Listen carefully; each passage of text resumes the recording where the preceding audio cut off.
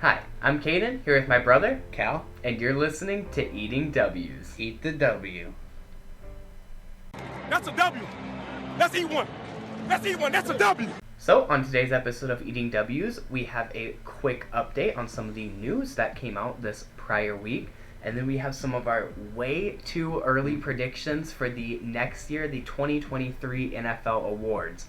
And then we will be doing 5 awards. We'll be doing Offense and Defensive Rookie of the Year, Offensive and Defensive Player of the Year, and MVP. So, of course, way too early. No idea if they will be anywhere near correct, but just some guys that we think are going to have big-time seasons and possible award winners by the end of the 2023 season.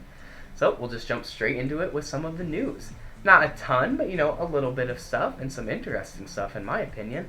So, the Packers signed cornerback Jaree to a 4-year, $84 million deal. So that gives him about $21 million a year, which I think makes him the second. I don't think he's quite the highest, but he's very close. Nope, he's the highest. He is? What Yep. did Denzel Ward get? I was just thinking of Denzel Ward. I think he got 20 a year. Yeah. And then Jaree is getting 21. So yeah, I think you're right. Just over. Yep, that makes him the highest paid corner in the league right now. And coming off the injury, that makes me a little nervous, you guys giving him all that money. But sans injury, not thinking about the injury, I'd agree that he probably is the best, if not one of the best corners in the league. And it makes sense from a team standpoint because it opens up $6 million in cap space. Pushing it out a little bit. Yep. Nice. You can never go wrong with that. Moving on, the Indianapolis Colts signed running back Phillip Lindsay to a 1-year deal. Poor Phillip Lindsay. He's just getting tossed around, thrown away by every team that I just don't get it. He had back-to-back 1,000-yard seasons in Denver. I'm pretty sure his first 2, if not his sophomore and junior season. No, first 2 years. Yeah. And then ever since that, I want to say he's even an undrafted guy, which is just crazy. And then ever since that, just no one will give him the time of the day. He spent last year in Houston. He goes to Houston, and he's in a committee of running backs there. The Broncos signed Melvin Gordon, and he had to share the carries there. He'll definitely have to share the carries in Indianapolis, no matter who, whether Jonathan Taylor or Naheem Hines, he'll be sharing carries there the whole year. It's kind of crazy to see. He takes over that Marlon Mack role, a lot of potential, but never gets used. Yeah, exactly.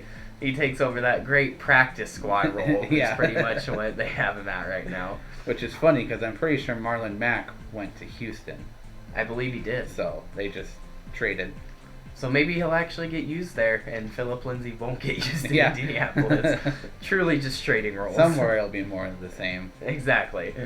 Next up, the Philadelphia Eagles signed corner James Bradbury to a 1-year deal worth up to $10 million with incentives. And interesting, staying within the NFC East. Of course, we just talked about it last week. He got cut from the Giants just through cap casualties and not being able to find a trade partner. So now he goes to an interdivision rival and one of the biggest in that fact with the Eagles.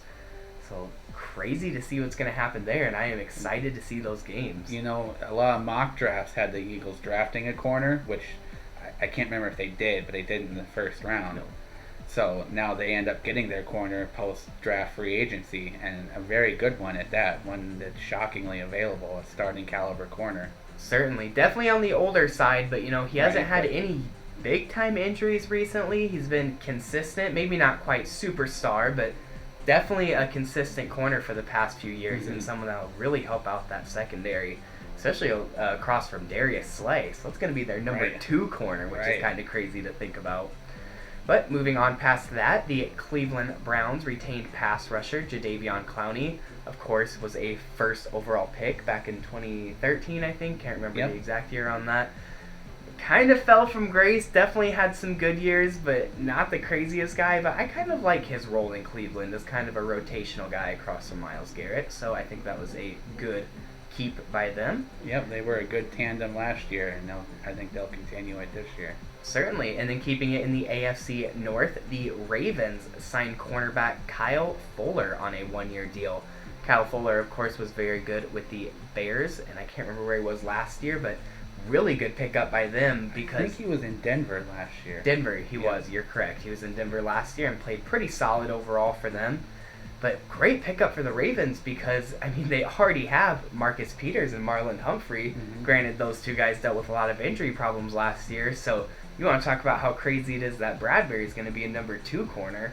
How crazy is that Kyle Fuller is probably going to be a number 3 corner? It's a great slot corner. That's just a absolutely stacked secondary, and that's not even mentioning their safeties who are pretty good in their own right with guys like Chuck Clark. So Ravens just all around. Ravens continue to build that defense up. Certainly. Their MO. That's sure going to make rookie Kyle Hamilton's job pretty easy there because he's just going to be able to fly around the field and do whatever he wants. A lot of veterans to surround that guy. And that's how he wants to play, is just flying around the field doing whatever he wants. So he should thrive there in Baltimore. So now we will move on to some of our way too early predictions for the awards. So I will let you start with the rookies, Callan. So for the offensive rookie of the year, it's kind of a dark horse candidate, but I believe that Breece Hall, if he's able to win that starting role in New York, could be a very strong candidate for rookie of the year. He'll be the leading running back behind one of the top offensive lines now, and then also an explosive offense that already has a very good passing game that got even better this offseason. Certainly. I really like that you pointed out their offensive line because I forgot about it, but they did get a lot of great pickups on the offensive line, and it's a young offensive line now, continue to improve. I agree that if he wins that starting job, he is going to have a great season, but I think the biggest obstacle in his way is truly winning that starting job. I think he'll definitely get reps no matter what, regardless of how this plays out. But with guys like, especially Michael Carter and even like Ty Johnson at that running back room there in New York, I think there's going to be a lot of running back rotation. And I just don't think Breezy's going to get quite enough opportunities to win it.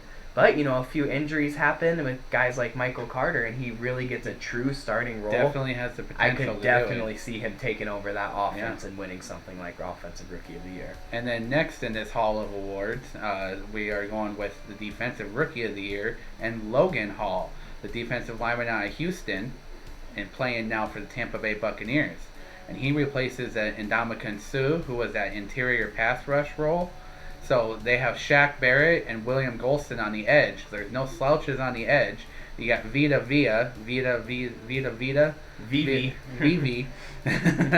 You got him taking up double teams. Logan Hall's going to get a lot of one-on-one blocking, and his star thing in Houston was his pass rushing ability. So I think he could be a very good candidate for Defensive Rookie of the Year. Yeah, certainly. Those guards aren't used to pass blocking one-on-one. It's something that they rarely ever have to do much because that kind of inside pass rusher is a relatively rare role in the NFL, and especially one of Logan Hall's size. So that guy might rack up some sacks and award himself, so I like that pick.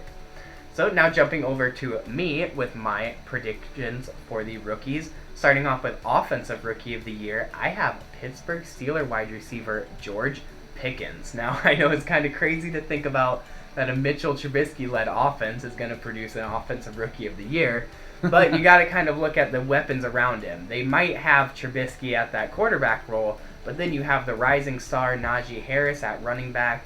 You got a guy like Deontay Johnson, speedster in the slot, and then you have two great tight ends in both Eric Ebron and Pat Freiermuth.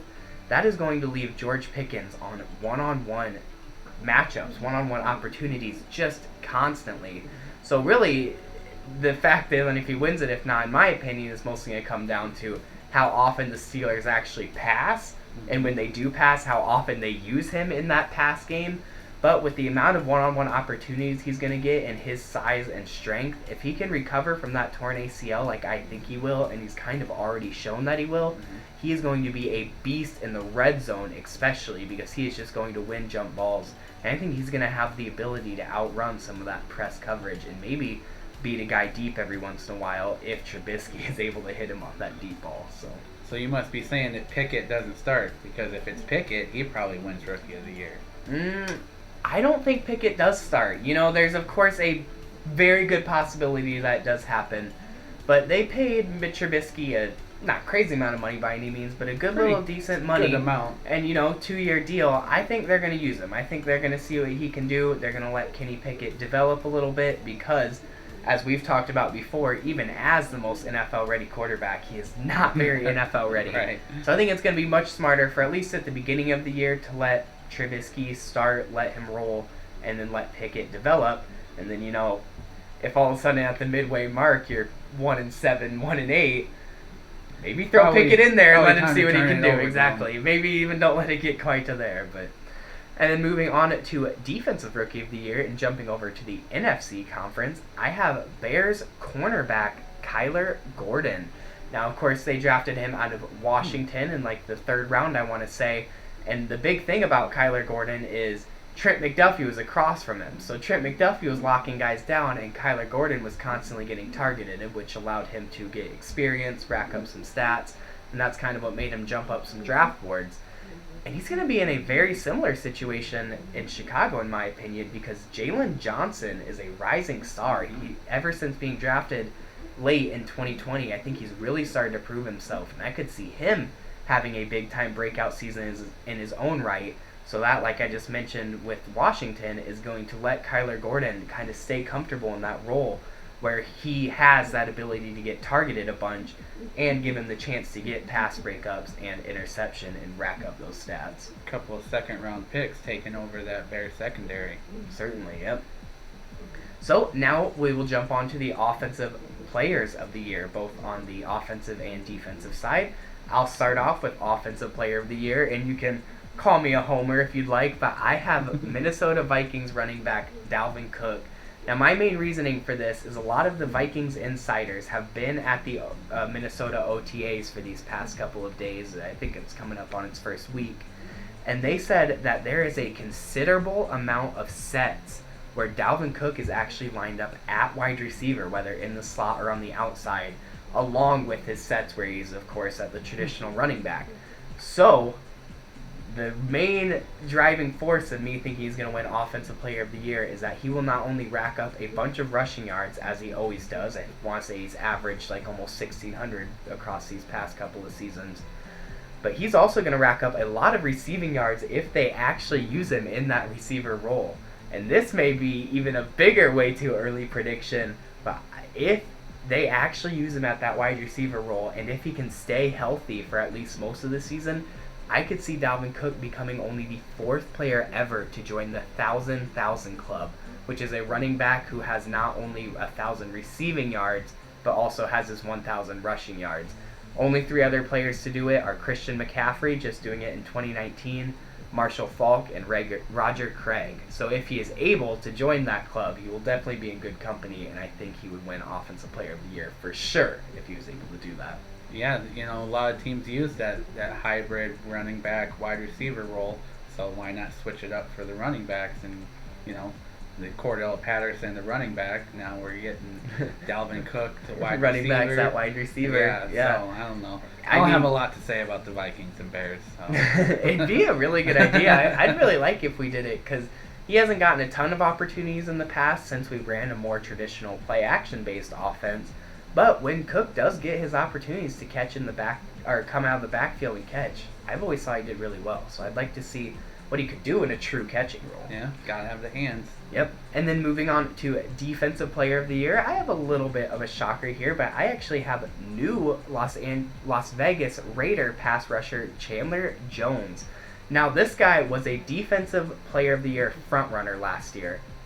After week 1. Week 1 against Tennessee, Chandler Jones racked up 5 sacks, 6 total tackles, and 1 tackle for loss.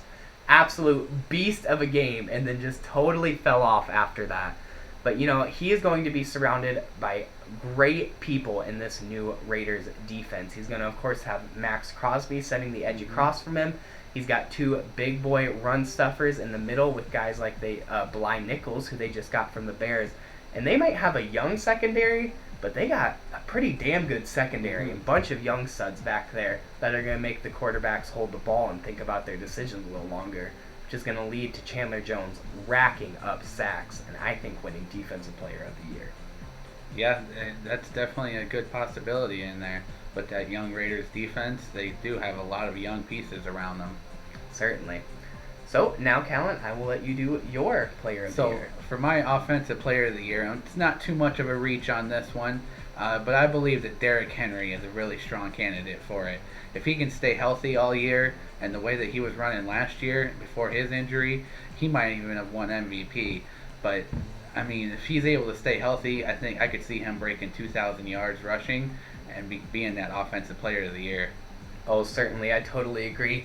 He already had 2,000 yards the year before, and I can't remember specifically, but I think he probably won Offensive Player of the Year, and he was very much on track for 2,000-plus rushing yards last year before the injury.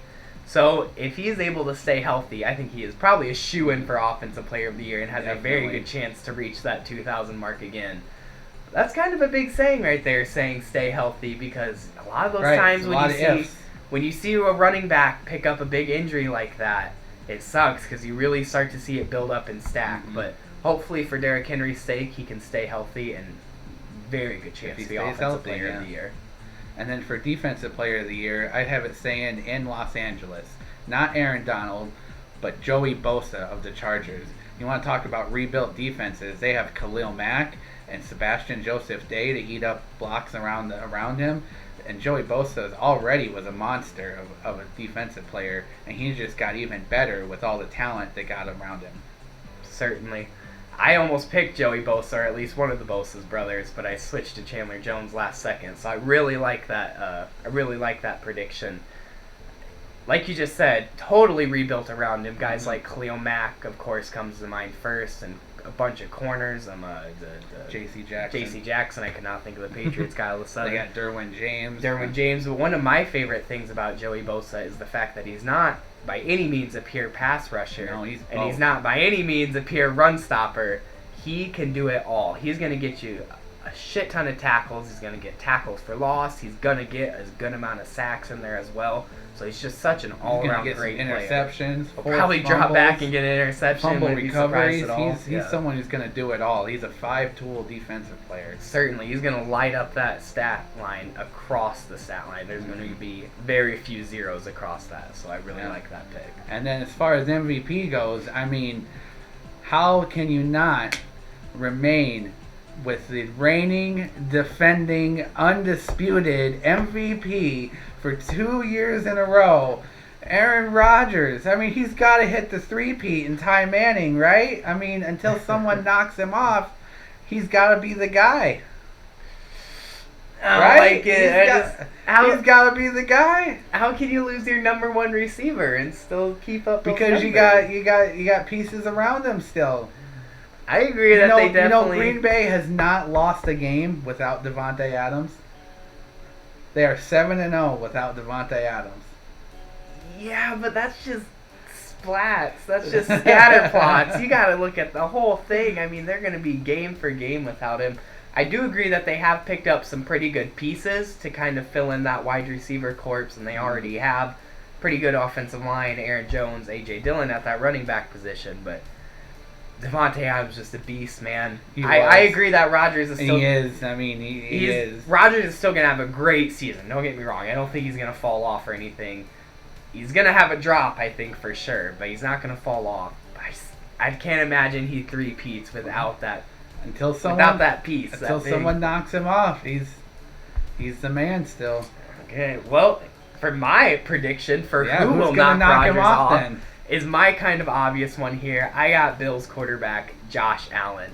When you got a guy who has the ability to earn yards both on the ground in a punishing way like Allen can, and also through the air, you just can't go wrong when you're racking up all those stats. I mean, he's going to rack up stats. He's going to rack up wins. He's got an absolutely stacked offense around him. Guys like Stephon Diggs, of course, a bunch of young guys like Isaiah McKenzie and Gabriel Davis. They picked up Jamison Crowder, who's going to be a good veteran presence this offseason.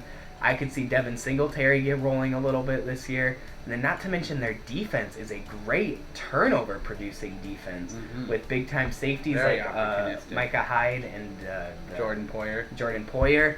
And then they picked up some corners this offseason that I think will do pretty well. So just all that comes together. You got to see Josh Allen really break out this season. He, of course, in 2020 had his big breakout year. last year definitely dipped a little bit, but still showed so much promise. I Mhm. think 2022 is going to be his year. He's definitely a threat to the crown. I realized earlier I kept saying 2023 awards now. It's the 2022 awards. I don't Oh know yeah, why. we're going way I, far. I don't know. Yeah, we're We're not going way going ahead. that far in. We're doing the 2022 awards prediction. But that is my prediction for MVP and our predictions for the 2022 end of the year awards. A three-peat all the way to the Super Bowl. Okay, yeah, For sure. Rodgers. Let's calm down a little bit. I mean, I know I had Taking back the belt. I know I had Cook at OPOY, but you might be going a little too far. But Well, my other vote for Offensive Player of the Year was Aaron Jones, so, I mean, I couldn't go double homer. yeah, you can't exactly. You can't go double homer.